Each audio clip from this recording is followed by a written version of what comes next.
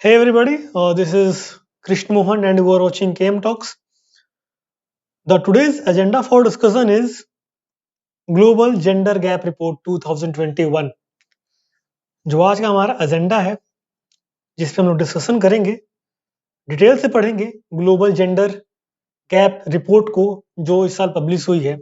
ठीक है, तो वीडियो चालू करने से पहले आप लोग सब्सक्राइब कर दीजिए चैनल को और ये वीडियो पूरा देखिएगा, काफ़ी नॉलेजेबल वीडियो है एग्जाम के पर्सपेक्टिव से भी और एक जनरल नॉलेज के पर्सपेक्टिव से भी। अपडेट रहना क्योंकि जरूरी है आज के जमाने में, ठीक है, आजकल के दौर में। तो आज हम लोग कुछ 3-4 पॉइंट पहले आपको मैं बता दे रहा हूँ किस किस फैक्टर पे हम लोग इस वीडियो को हम लोग आगे बढ़ाएंगे। तो सबसे पहला फैक्टर होगा कि ये जो ग्लोबल जेंडर रिपोर्ट है इसको पब्लिश कौन सी फॉर्म करती है। ओके, इसमें इंडिया की रैंक क्या है, ठीक है, और इसमें कितने कितने किन किन फैक्टर को ध्यान में रखते हुए इस रिपोर्ट को बनाया जाता है। तो देखिए, बेसिकली इस रिपोर्ट को पब्लिश करती है इकोनॉमिक फॉर्म्स, ठीक है, वर्ल्ड इकोनॉमिक फोरम इसको पब्लिश करती है। एग्जाम पर्सपेक्टिव से पहला क्वेश्चन आपका बन जाएगा कि who publish the global gender gap report. तो your answer should be economic forum, world economic forum, ठीक है, वर्ल्ड इकोनॉमिक फोरम। ओके, अब देखिए हम लोग बेसिकली इस रिपोर्ट के अनुसार 4 मेन मुद्दों पर बात करेंगे।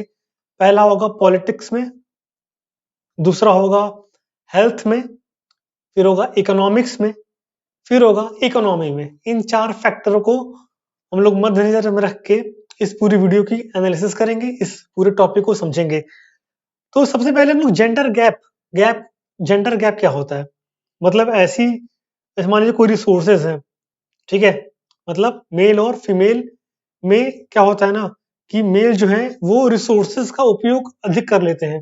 अधिक इन द सेंस मतलब उनको ज्यादा अपॉर्चुनिटी मिलती है। मेरा कहने का ये मतलब है उनके पास अवसर ज्यादा है इन कंपैरिजन टू फीमेल, ठीक है। तो मतलब रिसोर्सेस का अच्छे से उपयोग मेल, अपॉर्चुनिटी मेल के पास होती है in comparison to female. That is all about global gender gap, ठीक है। तो सबसे पहले हम लोग को मालूम चल गया कि इसको पब्लिश कौन करता है। इसको पब्लिश करता है वर्ल्ड इकोनॉमिक फोरम। और इसमें इंडिया के रैंक क्या है, इस बार इंडिया के रैंक है 140। इंडिया के रैंक है 140 अमंग 156 कंट्रीज। मतलब स्थिति काफी खराब है इंडिया की। ये 2021 की रिपोर्ट है जिसमें इंडिया के रैंक 140 है, लेकिन 2020 की रिपोर्ट में इंडिया के रैंक थी 112।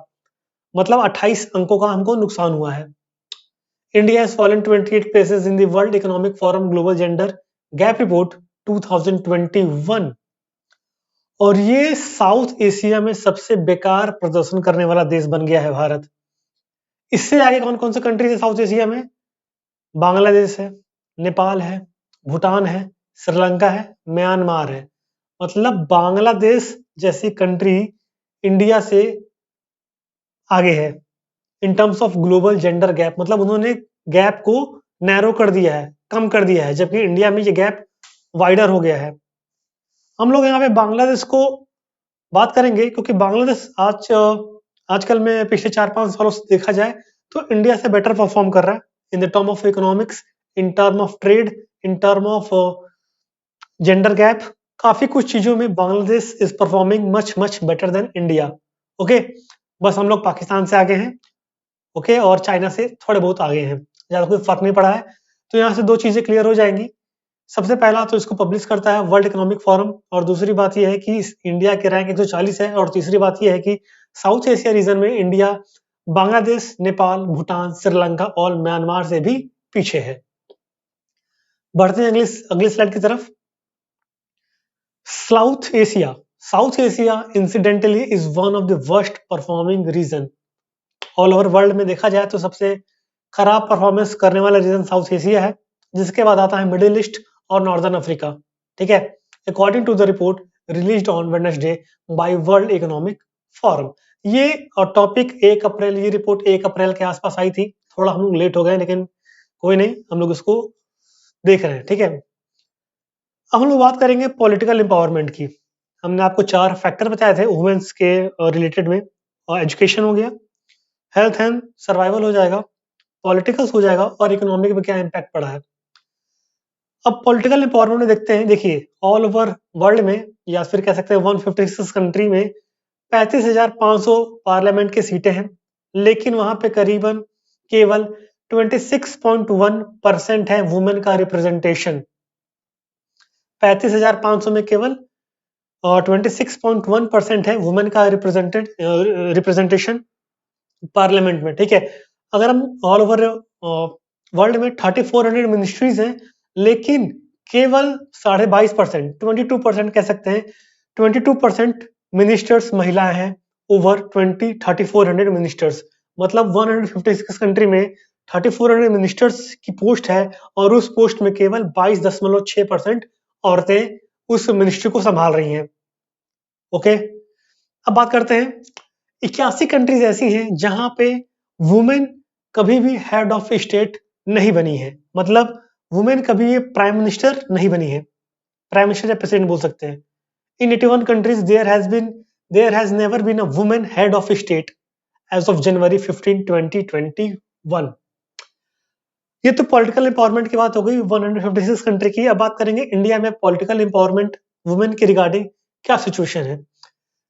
यहाँ पे भी इंडिया 13.5% पीछे गिरा है, डिक्लाइन किया है 13.5% में। किस में डिक्लाइन किया है? पॉलिटिकल एम्पावरमेंट, ठीक है। और नंबर्स में भी काफी गिरौती आई है, नंबर्स में भी काफी गिरौती आई है। While India has declined on the political empowerment index as well as by 13.5 percentage point and a decline in the number of women minister की भी डिक्लाइन आया, गिरावट आई है फ्रॉम 23.1% इन 2019 में। इंडिया के पार्लियामेंट में, इंडिया के मिनिस्ट्री में वुमेन का जो भी योगदान था, जो भी फीमेल मिनिस्टर थी वो थी 23.1%, लेकिन 2021 में ये मात्र घट के रह गई है 9.1%। ये घट के रह गई है 9.1%। 2021 की बात कर रहा हूं मैं। 2019 में 23% के आसपास हमारी फीमेल मिनिस्टर्स थी, लेकिन 2021 में केवल 9.1% बची हुई हैं। लेकिन यहाँ पे इंडिया का रैंक थोड़ी सही है, इंडिया के रैंक यहाँ पे 51 है। देखिए एक बात और बता दूं, ये चारों पैरामीटर में एक अलग से स्कोरिंग होती है, फिर ऑल ओवर दी फिर उसका एवरेज निकाल के एक रैंक किया जाता है, ठीक है। तो यहाँ पे इंडिया के रैंक इसमें 51, इंडिया के रैंक इसमें किसमें है? 51। It has still perform relatively well compare to other countries ranking at 51 in women's participation in politics. मतलब इंडिया के रैंक 51 है in terms of women participation in politics, ठीक है। एक फैक्ट और यहाँ पे और बांग्लादेश के बारे में बताना चाहता हूँ कि Bangladesh is the only country where more women have held head of state position than men in the past 50 साल। अगर हम पिछले 50 सालों की बात करें तो वहां पे वुमेन जो है वो ज्यादा, उन्हें वुमेन की तादाद ज्यादा है in comparison to male minister, अगर जब बात आती है हेड ऑफ स्टेट पोजीशन संभालने की। मतलब पिछले 50 सालों में वुमेन प्राइम मिनिस्टर बांग्लादेश में ज्यादा हुए हैं। ओके, अब बढ़ते हैं एजुकेशन वाले सेक्टर में। तो इंडिया यहाँ पे भी 156 कंट्री में इंडिया की यहाँ पे रैंक दी गई है 114, बिल्कुल अच्छी नहीं है, ठीक है। अब देखिए यहाँ पे आखिरी दो इंडेक्सेस हैं जहां पे इंडिया की रैंक काफी खराब है। पहला है हेल्थ एंड सर्वाइवल, जिसके अंदर सेक्स रेशियो की आप बात करेंगे हम लोग, और आखिरी में आता है इकोनॉमिक पार्टिसिपेशन ऑफ वुमेन। अब देखिए सेक्स रेशियो एक स्टैंडर्ड होता है 1000 मेल्स पर 944 फीमेल्स, मतलब 1000 मेल्स पे 944 फीमेल्स, सॉरी। ये अगर स्टैंडर्ड रेशियो मेंटेन कोई भी देश करेगा तो उसकी रैंकिंग अच्छी हो जाएगी। लेकिन ऑटोमेटिकली इंडिया में ये भी इंडिया की रैंक इसमें 155th है। अगर हम हेल्थ एंड सर्वाइवल की बात करें तो यहाँ पे इंडिया का रैंक 155th है, केवल चाइना ही इससे पीछे है, ठीक है। तो आप समझ सकते हैं क्या हालत है हमारी इस देश में, ठीक है। मतलब ये रेशियो तो बिल्कुल मेंटेन नहीं हो रहा, और किसी किसी स्टेट में तो हमारा जो नेशनल एवरेज रेशियो होता है उससे भी काफी नीचे चलते हैं, ठीक है। तो सबसे पहले हम लोग इकोनॉमिक टर्म्स पे बात कर लेंगे। The second largest gender gap among the 4 components of index is for the economic participation and opportunities सब इंडेक्स। 4 इंडेक्स हमने बताए। जो सेकंड लार्जेस्ट जेंडर गैप आया है वो इसी इंडेक्स में है, इकोनॉमिक इंडेक्स में है। अगर हम ऑल ओवर वर्ल्ड की बात करें तो केवल 58.3% पूरे देश में, पूरे ग्लोबली की बात करें तो केवल 53% को नैरो कर पाए हैं हम लोग केवल, इन terms of economic participation of women. मतलब इकोनॉमिक्स में वुमेन का कितना पार्टिसिपेशन है, तो ऑल ओवर वर्ल्ड की बात करें तो केवल हमने 58% को इसको क्लोज कर पाए हैं, has been close so far globally. ठीक है, ये बात यहाँ पे सामने आई है। अगर हम दूसरी बात करते हैं, the countries with the largest gender gaps in economic participation. देखिए यहाँ पे कुछ कंट्रीज के नाम हम बताने जा रहे हैं कि किस कंट्री में सबसे ज्यादा जेंडर गैप्स हैं इन इकोनॉमिक पार्टिसिपेशन। पहला है Iran, India, Pakistan, Syria, Yemen, Iraq and Afghanistan. ये कुछ देश ऐसे हैं जहां पे gender gap in economic participation में सबसे ज्यादा है, बहुत ज्यादा है। बढ़ते हैं, अब इकोनॉमिक पार्टिसिपेशन की बात की है तो इंडिया में बात कर लेते हैं। पहले इंडिया में क्या स्थिति है। The report notes that the economic participation gender gap actually widened in India by 3% this year. इस साल ये जो इकोनॉमिक पार्टिसिपेशन है वो 3% और बढ़ गया इंडिया में। पैंडेमिक ने लोग कहते हैं कि पैंडेमिक बिजनेसेस काफी शट डाउन हुए, लेकिन पैंडेमिक ने सबसे ज्यादा इफेक्ट किया है वुमेन्स को, वुमेन्स के एम्प्लॉयमेंट को, वुमेन्स की पार्टिसिपेशन को इन terms of economic participation, in terms of economy, या फिर बहुत सारे टर्म्स में वुमेन ज्यादा सफर की हैं इन कंपैरिजन टू मैन। ठीक है, अब देखिए, the share of women in professional and technical roles declined further to 29.2%। मतलब 30% के आसपास दो वुमेन का शेयर है in professional and technical roles, वो गिर गया है। टेक्निकल मतलब डॉक्टर, इंजीनियर। ओके, मतलब 30% के आसपास प्रोफेशनल और टेक्निकल रोल डिक्लाइन हुए हैं।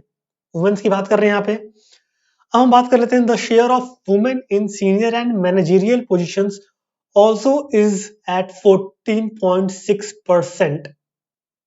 मतलब केवल 15%, 14.6% इंडिया की वुमेन कंट्रीब्यूट करती हैं इन terms of senior and managerial position. मतलब किसी किसी बड़े बड़े कंपनीज में मैनेजर की पोस्ट पे अगर हम वुमेन्स की बात करें तो केवल उनका परसेंटेज 14.6% है। ठीक है, मैनेजरियल पोजीशन की बात करते हैं। अगर हम टॉप फर्म्स में टॉप पोजीशन की बात करते हैं तो वहां पे केवल फीमेल की परसेंटेज कितनी है, 8.9% है। 8.9% firms in the country have top female manager. केवल 8.9% फर्म्स हैं, केवल 8.9% फर्म्स इंडिया में है, इस कंट्री में है, जहां पे केवल टॉप फीमेल मैनेजर्स हैं। मतलब आप समझ सकते हैं कि ये गैप जो है कितना वाइडेंड है। इसको नैरो करने में काफी काफी काफी ज्यादा टाइम लगने वाला है। The estimated earn income of women in India is only 1/5 of man. इससे काफी शॉकिंग करने वाला ये स्टेटमेंट सामने आया है। The estimated earn income of women in India is only 1/5 of man. मतलब अगर कोई मैन आदमी 100 रुपए कमाता है तो वुमेन केवल 20 रुपए कमाती है, मतलब 1/5 है। ठीक है, मतलब वुमेन मैन का 1/5 इनकम अर्न कर रही है इस रिपोर्ट के अनुसार, और जिसकी वजह से विच puts the country among the bottom 10 globally on this indicator. तो समझ सकते हैं कि गैप इकोनॉमिक वाला और ये सेक्स रेशियो वाला हेल्थ एंड सर्वाइवल में कितना ज्यादा गैप बढ़ा हुआ है। हमने शुरुआत में ही हेल्थ सेक्टर की बात कर ली थी, तो यहाँ पर रैंकिंग कितनी है, 155 इंडिया की है।